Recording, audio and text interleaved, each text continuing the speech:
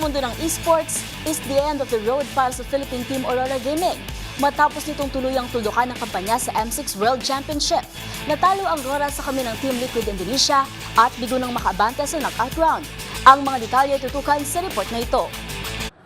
Tuluyan nang natuldukan ang kampanya ng Philippine Team Aurora Gaming sa M6 World Championship matapos ang mapait na 0-2 sweeping loss kontra MPL Indonesia Season 14 Champions Team Liquid ID sa Swiss stage kagabi. Ito ang kauna-unahang pagkakataong hindi makakaabante sa knockout round ang isang pambato ng Pilipinas sa M-Series. Sa Game 1, nagawa pang makuha ng Aurora ang 1,300 gold lead with 10-5 kill that score. Pero bigo ang mga itong mapangalagaan ng Sanay Kalamangan na nagbigay oportunidad para makapagtala si Sultan Aaron Shiki Mohammed ng Maniac by killing 4 Aurora members. Bagamat na secure ng jungler na si Jonard Demon kay Caranto ang Lord, muli na namang nakatanggap ng 4 na deaths ang Philippine team.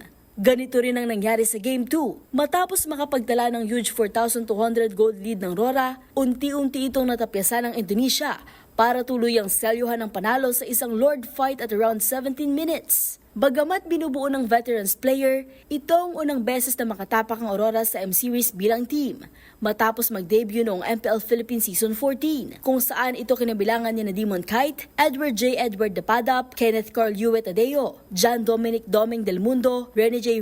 Barcarce at Ben Bentings Maglake. Ngayon, nasa kamay na lamang ng MPL Champions Fnatic Onyx Philippines para madepensahan ang world title at tuluyang makuha ang M6 crown.